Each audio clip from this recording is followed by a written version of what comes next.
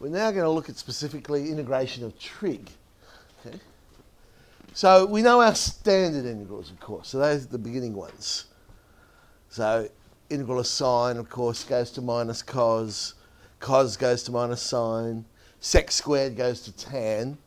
Then there's the non-standard integral, the tan one, which remember you can convert to sine on cos, and we get either minus the log of cos or the log of sec, depending on how you prefer to write that.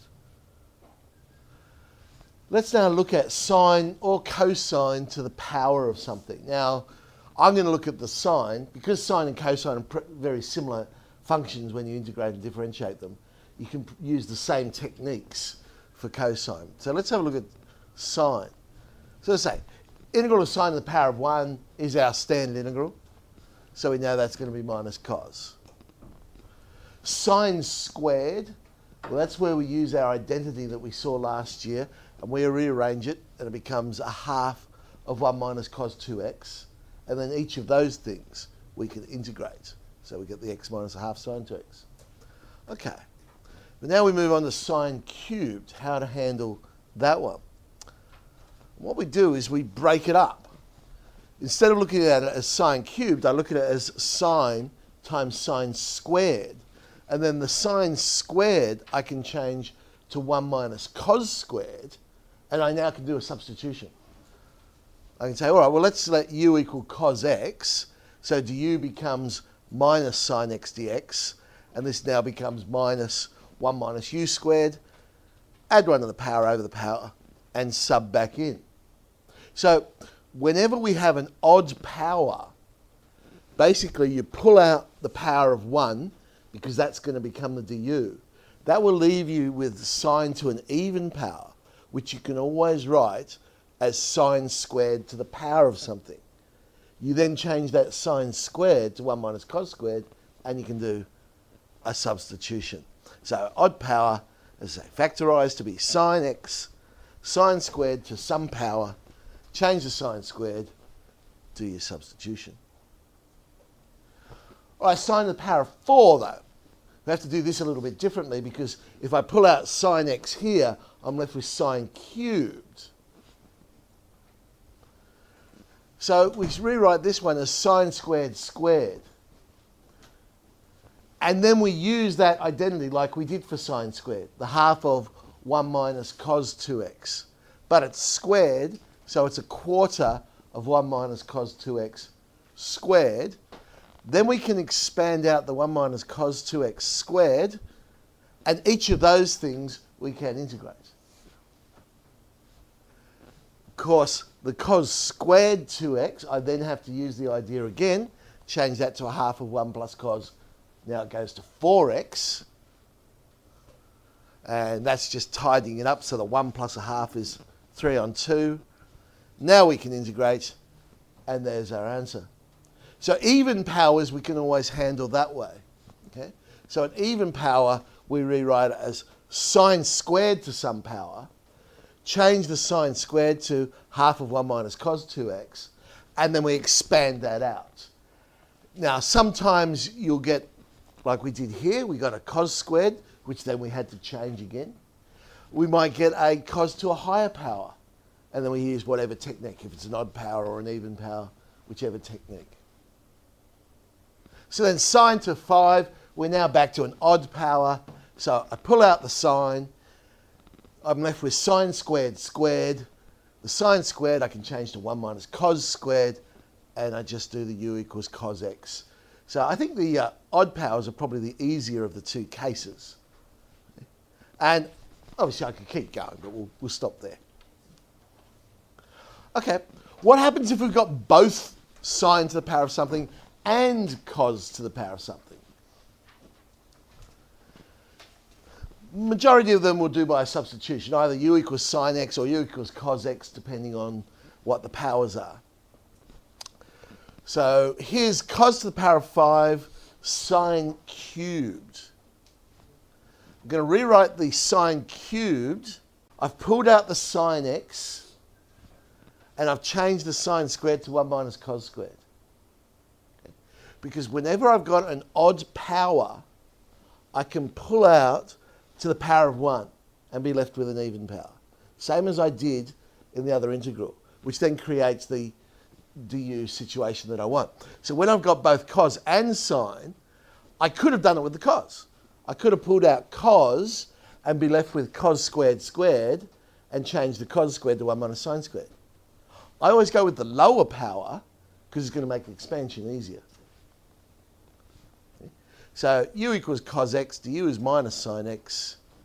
Subbing in, we now got a simple polynomial to integrate, add 1 to the power over the power, and sub back in.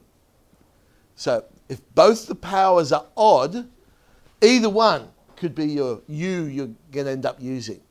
Usually choose the higher power to be the u, which means the lower power is the one you're going to break up.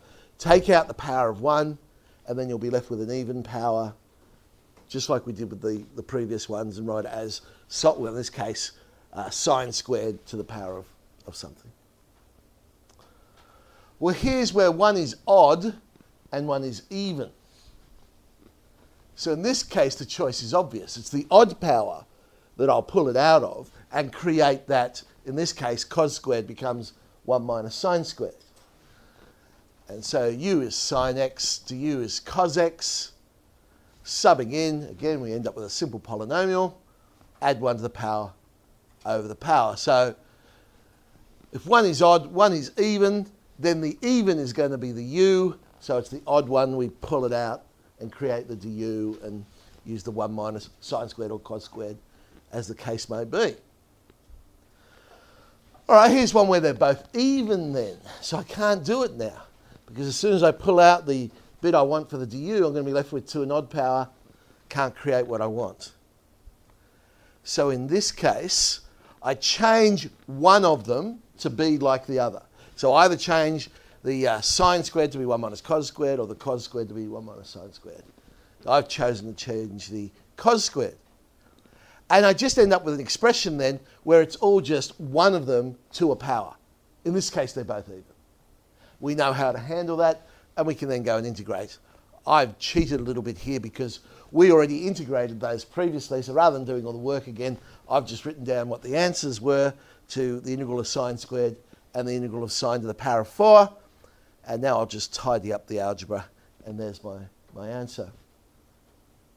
So if they're both even, then you're either going to use the 1 minus cos squared or the 1 minus sine squared to make them all the same trig ratio. And again, I would probably suggest the lower power that you change to make the expansion easier. In this case, they were both the power of 2, so it didn't matter which one I chose. All right, well, let's have a look at tan. And again, cotan will be very similar because they differentiate and integrate very similarly, so we'll use the same techniques. So tan to the power of 1, okay, well, that's our non-standard integral minus the log of cos x, or if you prefer, the log of sec x. Tan squared, well, tan squared I can change to sec squared minus 1, and both of those things we know how to integrate. So I get tan x minus x. Tan cubed, how do I do it?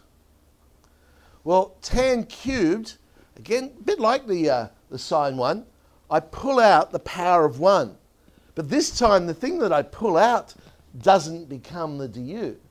Because what I'm left with then will be tan to an even power, which I can rewrite as sec squared minus 1, and it's the sec squared that's going to become the du for the tan function. So I break it up into 2 integrals. One I'll be able to do by a substitution. So the first one here, I've got tan x sec squared. So I've got the derivative and the function next to each other.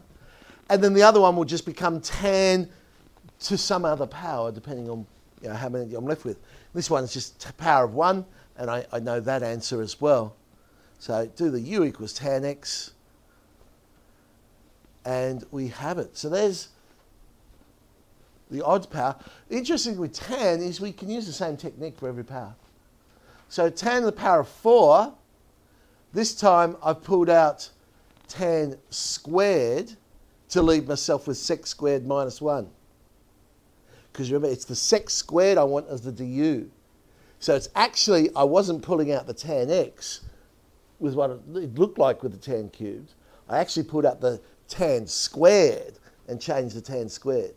So every tan to the power of something, we pull out the tan squared and change it to sec squared minus 1. Then we can split it up into two integrals. One will have the derivative of sec squared there, so I can do by substitution, and then it will reduce the power on the other one. So tan squared sec squared minus tan squared. Again, we'll do that. Tan squared, well, I did that previously, so I know the answer to tan squared. I can sub that straight in. Add 1 to the power of the power for the third u cubed, and there's my integral. Right. So every tan to the power of something is done the same way. You know, pull out tan squared, change it to sec squared minus 1. You'll get two integrals. One you can do straight away with your u equals tan x. The other will be tan to a lower power. Okay, sec or cosec. Sec to the power of 1. Okay, well, we don't actually know this one yet, do we? We do something very clever here. We multiply top and bottom by sec plus tan x. I'm sure that would have been your first reaction as well. How to handle this? Oh, multiply top and bottom by sec plus tan x. Because when you do that, look what happens on the top. The top becomes sec squared, which is the derivative of tan x. And the second term becomes sec x tan x, which is the derivative of sec x. We now have derivative on function. And so we can integrate that. That's just the log of sec plus tan. Okay. Now, I'm not suggesting that you would write that down each time. It's another one, I guess, of those non-standard integrals. It's probably easy just to remember the integral of sec is the log of sec plus tan. But now that you've seen this technique, then maybe you will think of it. You know. All right, sec squared is a lot easier, of course, because sec squared is a standard integral. We integrate that, we get tan x. Sec cubed. I think you're going to enjoy sec cubed. Sec cubed, I break it up into sec by sec squared. I'm now going to integrate this by parts. My u is going to be sec x, which gives me a du of sec x tan x. My dv, therefore, is sec squared, which I can integrate, and it becomes tan x. Now, I've sort of broken my rule, if you like, about integration by parts. Remember I said choose u so it becomes simpler? And I've just differentiated sec x and got sec tan. Of course, I could have integrated sec, because we now know the integral of sec is the log of sec plus tan. But trust me, that would have made a lot harder integral if I had gone that way. So let's rewrite it now. uv, so sec x tan x, minus the integral of sec x tan squared x. But the tan squared I can change to sec squared minus 1.